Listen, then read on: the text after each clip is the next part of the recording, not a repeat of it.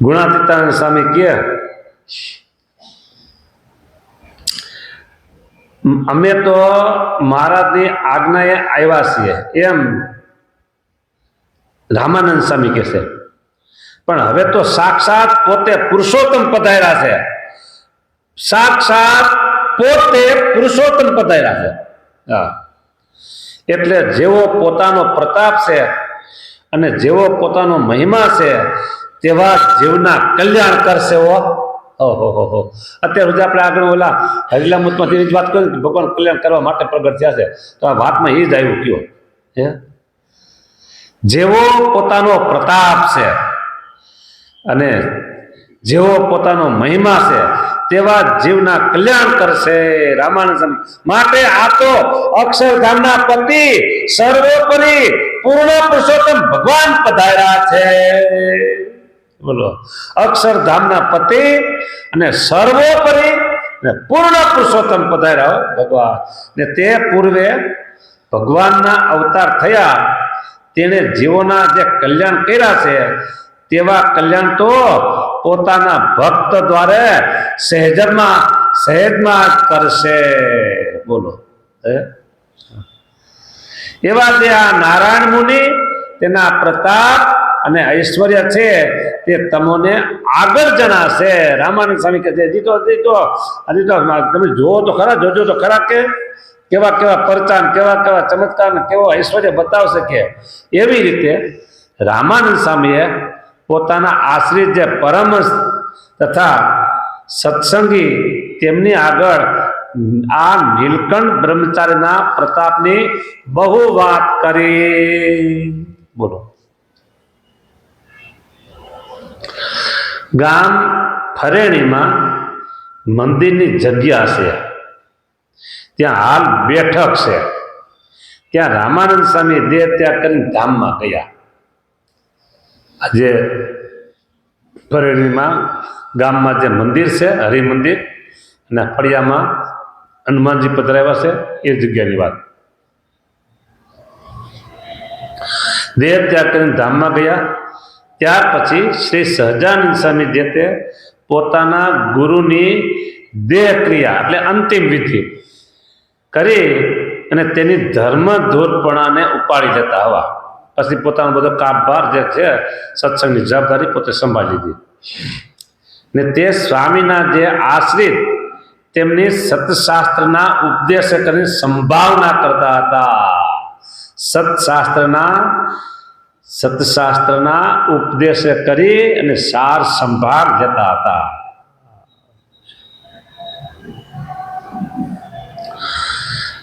ને તેમને પોતાનો અલૌકિક પ્રતાપ દેખાડી પોતાને વિશે તેમના ચિત્તને તાણી લેતા હતા. ને કેટલાક મનુષ્યને સમાધિ કરાવતા હતા. બોલો, પછી લોજમાં તે પ્રતાપને જોઈ વ્યાપકાનંદ સ્વામીને શ્રીજી મહારાજના સ્વરૂપનો સર્વોપરી નિશ્ચય નહોતો થતો. લોજમાં વ્યાપકાનંદ સ્વામીને શ્રીજી મહારાજના સર્વોપરીપણાનો નિશ્ચય નહોતો થતો. પછી તે વ્યાપકાનંદ સ્વામીને પણ સમાધિ કરાવી અને અક્ષરધામને વિશે અનંત કોટી મુક્તે સહિત પોતાનું દર્શન કરાવ્યું. હા, અનંત કોટી મુક્તે સહિત પોતાનું દર્શન કરાવ્યું તો પણ નિશ્ચય ન થયો. ત્યારે શ્રીજી મહારાજ કહ્યું છે આ સર્વે મુક્તની એક કલાવચ્છિન્ન પૂજા કરો ને તમારા વિશે લીન કરો. આ બધા જે મુક્તો છે ને એને એક કલાવચ્છિન્ન એટલે એક સાથે બધાની પૂજા કરો. બોલો, આકડા ઠઠ સભા હતી, બધાની એક હારે પૂજા કેમ કરવી? ક્રમબાય આવે તો વાંધો નહીં. હા, સાંભળજો. અને પછી બધાને તમારા વિશે લીન કરો. પાછા લ્યો, તમારા વિશે લીન કરો. બોલો, ત્યારે વ્યાપકાનંદ સ્વામી કહ્યું છે હે મહારાજ એમ કેમ થાય?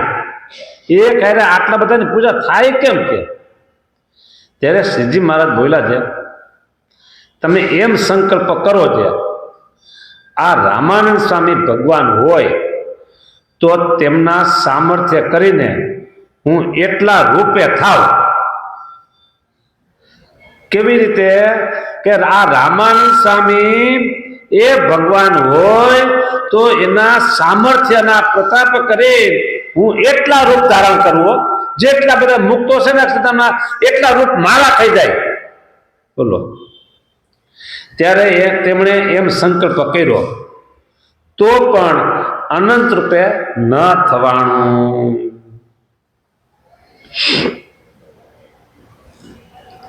ત્યારે શ્રીજી મહારાજ બોલ્યા છે, ન થયું તો હવે બીજો ઉપાય સાંભળો. આ 24 અવતારના નોખા નોખા નામ લઈને સંકલ્પ કરો, જે એ પુરુષોત્તમ ભગવાન હોય તો તેમના સામર્થ્ય કરીને હું અનંત રૂપે થાવ. પછી બધા 24 અવતારના એક નામ લેતા ગયા તો એમ થવાનું નહીં. ત્યારે તેમણે એમ કર્યું તો પણ અનંત રૂપે ન થવાનું. પછી શ્રીજી મહારાજ પાછા બોલ્યા છે, હવે એમ કરો, હવે અમારું નામ લઈ અને સંકલ્પ કરો. રામાનંદ સ્વામીના સંકલ્પથી 24 આના અનંત રૂપ નો થયા, 24 અવતારોનું નામ રહ્યા તોય અનંત રૂપ નો થયા. મારે કે થાકોમાં જે શ્રદ્ધા રાખો કે હા હવે આમ થતું શું તમે મને ખોટે આમ ભેખડે ચડાવો છો કે એમ ન કીધું. ત્યારે શ્રીજીમાં બોલે છે, હવે એમ કરો, અમારું નામ લઈ અને સંકલ્પ કરો. શું કે આ સહજાનંદ સ્વામી, સાંભળજો, આ સહજાનંદ સ્વામી હજી તો સ્વામિનારાયણ મંત્ર આવ્યો નથી. હજી સ્વામિનારાયણ મંત્ર હજી અમલમાં નથી આવ્યો ને કોઈને ખબર નથી હજી. તો આ સહજાનંદ સ્વામી સર્વ અવતારના અવતારી પુરુષોત્તમ ભગવાન હોય તો હું અનંત રૂપે થાવ. હજી આમ બોલે ન બોલે ને તો ત્યાં તો અનંત રૂપે થવાનું. અનંત રૂપે થવાનું. સહજાનંદ સ્વામી એ સર્વોપરી અને સર્વ અવતારી હોય એમ નામ લે છે તો અનંત રૂપે થવાનું. ને સર્વ મુક્તની એક કલાવચ્છિન્ન એટલે એકી સાથે બધાની પૂજા કરી ને સર્વે મુક્તને પોતાને વિશે પાછા લીન કરી દીધા. જો બધા મુક્તને જો આ કેટલા દીવા બળે છે ઉપર, પણ અહીંયા એક મોટો હિલોજન લેમ્પ ચાલુ કરો તો ઓલા દીવા આપોઆપ ઝાંખા થઈ જાય ને, એટલે એમાં લીન થઈ ગયા કહેવાય. એમ આ બધા મુક્તો હતા ને એ આ વ્યાપકાનંદ સ્વામી એમાં લીન થઈ ગયા. બોલો. પણ નામ લીધું સહજાનંદ સ્વામી. એટલે ત્યારે એવા પ્રતાપને જોઈ વ્યાપકાનંદ સ્વામીને શ્રીજી મહારાજને વિશે સર્વ અવતારના અવતારી પૂર્ણ પુરુષોત્તમ પણ નિશ્ચય થયો. પછી સમાધિમાંથી ઉઠ્યા ત્યારે શ્રીજી મહારાજે કહ્યું છે, તમારે સમાધિમાં જેવી રીતે દેખાણું હોય તેવી રીતે આ સર્વે સભાને વાત કરો. હા બરાબર. ત્યારે વ્યાપકાનંદ સ્વામીએ કહ્યું છે, આ શ્રીજી મહારાજ તો હવે સમાધિમાંથી એટલે કે અક્ષરધામમાંથી પાછા આવ્યા છે અને ક્યાં બિરાજમાન છે? સ્થળ કયું છે?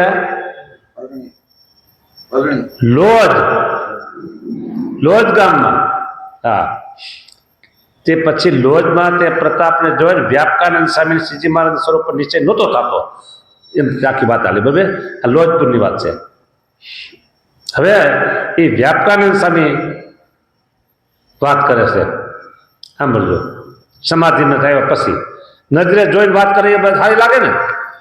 હે, તમે અમેરિકાથી આવો અને પછી અહીં ઘરે બેઠા બધા છે તમારા કુટુંબ પરિવાર સભ્યો હોય અને એ તમે વાત તો કરો.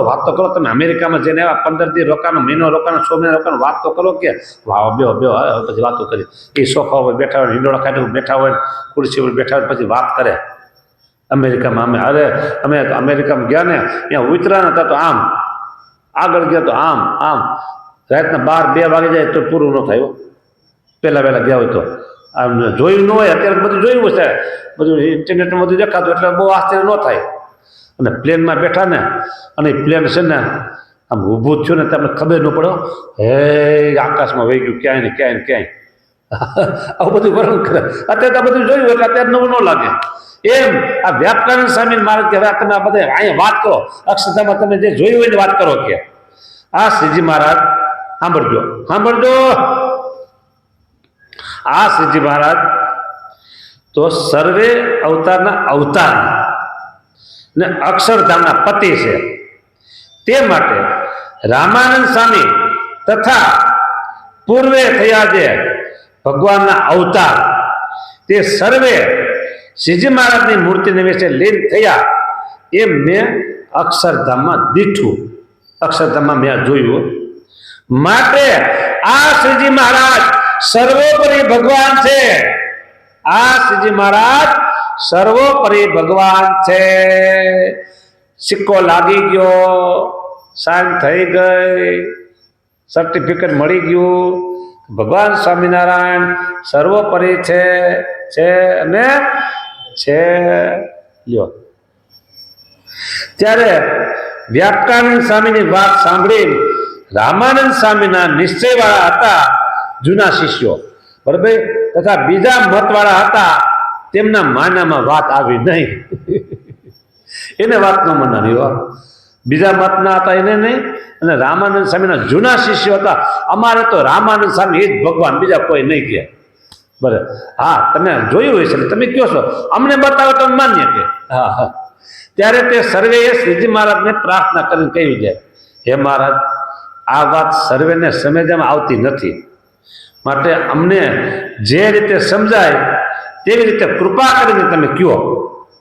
હવે આ બોલે છે કે આમ જોયું, આમ જોયું, આમ થયું, નોલા અવતારો જોયા, નોલા રામાનંદ સ્વામી જોયા, મારા આટલા રૂપ થયા, બધા મુક્તોની પૂજા કરી, મારા આવું કઈ અમને મનાતું નથી, કઈ શક્ય નથી આવું કઈ બધું. હા, અમને અનુભવ કરાવો તો માની કે. અહીંથી આમ એક લાંબુ દોયડું બાંધ્યું હોય અને દોયડા ઉપર દીવા થાય કઈ. હવે આ વાત મનાતી નથી અમને કે, અમને અનુભવ કરાવો તો સાચી વાત કે. દોયડા ઉપર દીવા થાય, ફાનસ ટીંગાડો તો બરાબર છે કે, પણ અત્યારે દોયડા ઉપર દીવા થઈ ગયા ને, અત્યારે આ દોયડા ઉપર દીવા થઈ ગયા નથી ગયા કયો. હા, આ સિરીઝ ટીંગાડે છે, બધી દીવા જ બળે છે ને, દિવાળી બધી આ શોભા કરે બધી, બરાબર. હા, સિરીઝ બધી ગોઠવાઈ નક્કર આ બધા દોયડા ઉપર દીવા છે બધા. એટલે કે અમને આમ બતાવો ને મનાવો તો અમે માનીએ, નક્કર મને નહીં કહે. હા, અમને સમજવામાં આવતી નથી, માટે તમે કૃપા કરીને અમને આ વાત સમજાવો કે. હા, ત્યારે શ્રીજી મહારાજ કહ્યું છે, તમે ધ્યાનમાં બેસો, હાલો તમે ધ્યાનમાં બેસો, તમને સમજાય, બધું ખબર પડી જાય કે થાય નહીં શું કે બધું. હા હા, અને પોતપોતાના ઇષ્ટદેવને સંભાળો. મત પંથવાળા હતા ને, બીજા પંથવાળા એને બધા કીધું, તો એ વાત તમને જેમ છે તેમ જણાશે. ત્યારે તે સર્વે ધ્યાનમાં બેઠા, ત્યારે તેમને શ્રીજી મહારાજ પોતાની દ્રષ્ટિ માત્ર કરી તે સર્વેને સમાધિ કરાવી ને અક્ષરધામને વિશે અનંત મુક્તિ સહિત પોતાની દિવ્ય મૂર્તિનું સાક્ષાત દર્શન કરાવતા હવા તથા રામાનંદ સ્વામી તથા સર્વે અવતાર તે પોતાની સેવામાં દેખાડતા હવા. અક્ષરધામમાં સ્વામિનારાયણ ભગવાન બિરાજમાન છે, એની સેવામાં રામાનંદ સ્વામી હતા અને બીજા અવતારો હતા.